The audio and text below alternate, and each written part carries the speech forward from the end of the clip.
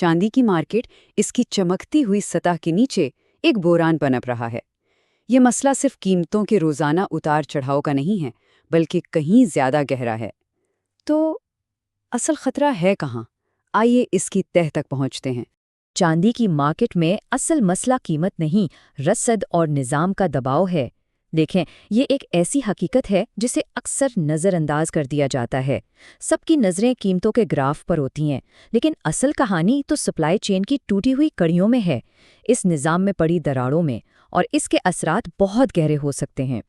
ذرا سوچئے، آپ ایک ڈیلر ہیں، آپ کا سارا کاروبار اسی دھات کی خرید و فروخت پر چلتا ہے۔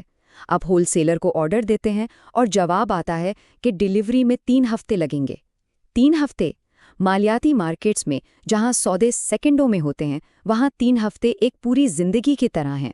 یہ کوئی معمولی تاخیر نہیں، یہ اس بات کا اشارہ ہے کہ سسٹم کے پہیے جام ہو رہے ہیں۔ یہ ایک بہت بڑا خطرے کا اشارہ ہے۔ اور صورتحال اتنی غیر یقینی ہو گئی ہے کہ ڈیلرز اب فارورڈ آرڈرز یعنی مستقبل کے سودے لینے سے ہی انکار کر رہے ہیں۔ سوچئے، یہ کاروبار کا ایک بنیادی حصہ ہے کہ مستقبل کی قیمت پر آج سودا طے کیا جائے، اور جب ڈیلرز یہ کرنے سے انکار کر دیں تو اس کا سیدھا مطلب یہ ہے کہ انہیں مستقبل پر کوئی بھروسہ ہی نہیں رہا۔ یہ رسک مینجمنٹ نہیں ہے، یہ تو مارکیٹ کے ایک بنیادی فنکشن کا ٹھپ ہو جانا ہے۔ تو یہ سب کچھ ہمیں ایک بہت ہی بنیادی سوال پر لا کھڑا کرتا ہے۔ جب سپلائی چین اس طرح ٹوٹ پھوٹ کا شکار ہو تو آخر یہ پورا سسٹم کتنا مستحکم ہے؟ تو چلیں اس بحران کی پہلی تہہ کو کھولتے ہیں، یعنی سپلائی کا بحران۔ اور ایک بات صاف سمجھ لیں، یہ صرف سپلائی کی کمی کا مسئلہ نہیں ہے، یہ ایک ایسا مالیاتی خطرہ ہے جو پورے سسٹم میں پھیل رہا ہے۔ یہاں سب سے اہم بات ڈیلر کے نقطہ نظر کو سمجھنا ہے۔ دیکھیں، جب ہول سیلر سے ڈیلیوری میں 3 ہفتے لگ رہے ہوں تو ڈیلر ایک بہت بڑے مالیاتی رسک پر ہوتا ہے۔ وہ آج کی قیمت پر یعنی اسپاٹ پرائس پر چاندی بک کرتا ہے، لیکن وہ اس سے ملے گی 3 ہفتے بعد۔ اب ان 21 دنوں میں مارکیٹ کہیں بھی جا سکتی ہے۔ اگر قیمت اچانک گر گئی تو اس سے بہت بھاری نقصان ہوگا۔ اسی خطرے سے بچنے کے لیے ڈیلرز میں اپنی پوری اسٹریٹجی ہی بدل ڈالی ہے۔ وہ اب صرف وہ چاندی بیچ رہے ہیں جو وہ لوگوں سے براہ راست کاؤنٹر پر خریدتے ہیں۔ اطلاعات کے مطابق کسی بڑے ڈیلر نے آخری بار ہول سیلر کو بڑا آرڈر اکتوبر یا نومبر میں دیا تھا۔ یہ سپلائی سسٹم میں کوئی عارضی تبدیلی نہیں، یہ ایک بنیادی ٹوٹ پھوٹ کی نشانی ہے۔ اب سپلائی کے اس مسئلے کو جو چیز اور بھی زیادہ پیچیدہ اور خطرناک بنا رہی ہے وہ ہے مارکیٹ کی شدید والیٹیلیٹی، یعنی قیمتوں کا بے قابو اتار چڑھاؤ۔ یہ اس بحران کی دوسری تہہ ہے۔ پہلے کیا ہوتا تھا؟ چاندی کی قیمت میں روزانہ 30 سے 90 سینٹ کی حرکت بھی ایک بڑی بات سمجھی جاتی تھی، مارکیٹ میں ایک استحکام تھا۔ اور آج ہم روزانہ 3 سے 6 ڈالر کی حرکت دیکھ رہے ہیں۔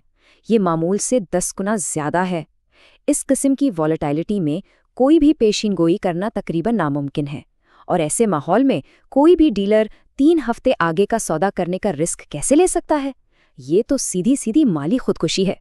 تو اس شدید والیٹیلیٹی سے نمٹنے کے لیے ڈیلرز نے ایک نیا طریقہ اپنایا ہے، جسے کہتے ہیں اسپاٹ پلس پرائسنگ۔ اس کا مطلب یہ ہے کہ وہ اب دکانوں پر فکس پرائس والے بورڈ نہیں لگا سکتے۔ کیوں؟ کیونکہ قیمتیں دن میں کئی بار ڈرامائی طور پر بدل جاتی ہیں۔ تو اب وہ کیا کرتے ہیں؟ وہ فروخت کے بالکل اسی لمحے کی اسپاٹ قیمت یعنی لائیو مارکیٹ ریٹ پر اپنا ایک فکسڈ پریمیم شامل کر کے بیچتے ہیں۔ اور یہ کوئی جدید بزنس ماڈل نہیں، یہ دراصل سسٹم کے عدم استحکام کی ایک اور نشانی ہے۔ اچھا، تو اب ہم نے سپلائی اور قیمتوں کے مسائل کو تو دیکھ لیا۔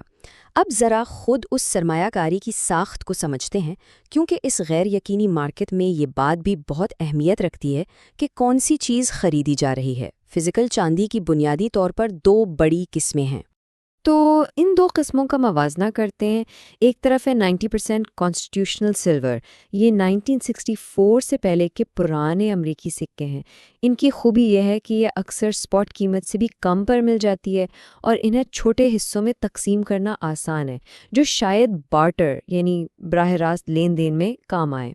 لیکن اس کی قیمت کا حساب لگانا تھوڑا پیچیدہ ہے، اور آج کل کی مارکیٹ میں اسے بیچنا بھی مشکل ہو رہا ہے۔ دوسری طرف ہے 0.999 فائن سلور، یعنی 1 اونس کے راؤنڈز اور بارز۔ یہ اسپاٹ قیمت سے زیادہ پریمیم پر بکتی ہے، لیکن اس پر وزن اور خالصیت صاف صاف لکھی ہوتی ہے، جس کی وجہ سے اسے بیچنا کافی آسان ہے۔ تو یہ دونوں آپشنز بالکل مختلف مقاصد اور حالات کے لیے ہیں اور ان کی بناوٹ ہی ان کے استعمال کو طے کرتی ہے۔ اچھا، سونے اور چاندی کی مارکیٹس کو جوڑنے والی ایک بہت اہم چیز ہے گولڈ سلور ریشیو۔ یہ ریشیو بتاتا ہے کہ سونے کا 1 اونس خریدنے کے لیے چاندی کے کتنے اونس لگیں گے۔ جب یہ ریشیو 50 کی رینج میں تھا تو یہ ایک صاف اشارہ تھا کہ چاندی سونے کے مقابلے میں سستی ہے اور اسے سونے سے بدلنا ایک اچھا سودا ہے۔ آج یہ ریشیو تقریباً 62:1 پر ہے، جو 60 سے 80 کی اپنی تاریخی رینج میں ہی ہے۔ اس لیول پر چاندی کو سونے میں بدلنے کی وہ جو ایک واضح وجہ تھی وہ اب کم ہو گئی ہے، جس نے مارکیٹ کی ڈائنامکس کو ایک بار پھر بدلا ہے۔ اب ذرا سونے کی مارکیٹ میں بھی ایک ایسے ہی سٹرکچرل مسئلے کو دیکھتے ہیں۔ یہ مسئلہ خاص طور پر ان لوگوں کے لیے اہم ہے جو کم بجٹ پر سونا خریدنا چاہتے ہیں۔ اس سے پتہ چلتا ہے کہ مارکیٹ کی بناوٹ چھوٹے انویسٹرز پر کیسے اثر ڈالتی ہے۔ مثال کے طور پر اگر کوئی 1 اونس سونے کا سکہ نہیں خرید سکتا تو ایک عام متبادل 1/10واں اونس کا سکہ خریدنا ہوتا ہے۔ لیکن یہاں ایک چھپی ہوئی قیمت ہے۔ اگر 10 1/10واں اونس کے سکے خریدے جائیں تو ان کی کل قیمت 1 اونس کے سکے سے کہیں زیادہ ہوگی۔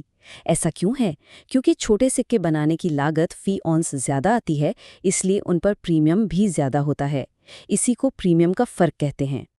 اور یہ فرق کوئی معمولی فرق نہیں ہے۔ 10 چھوٹے سکے خریدنے پر جو ٹوٹل پریمیم ادا کرنا پڑتا ہے وہ ایک بڑے سکے کے مقابلے میں تقریباً $500 تک زیادہ ہو سکتا ہے۔ یہ مارکیٹ کے اسٹرکچر میں ایک واضح خامی کو دکھاتا ہے، جہاں چھوٹے انویسٹرز کو قیمتی دھات حاصل کرنے کے لیے فی اونس کہیں زیادہ قیمت چکانی پڑتی ہے۔ اب آتے ہیں ایک بہت ہی حساس موضوع کی طرف، مارکیٹ مینیپولیشن یعنی ہیرا پھیری کے الزامات۔ یہاں ہم کوئی اندازہ نہیں لگائیں گے بلکہ صرف ان حقائق پر بات کریں گے جو رپورٹ ہوئے ہیں۔ یہ ایک نمبر ہے 41۔ اپنے آپ میں تو یہ شاید کچھ نہ کہے، لیکن یہ ایک بہت بڑے اور سنگین مسئلے کی طرف اشارہ ہے۔ یہ ہے 41 رپورٹڈ کیسز اسپوفنگ کے۔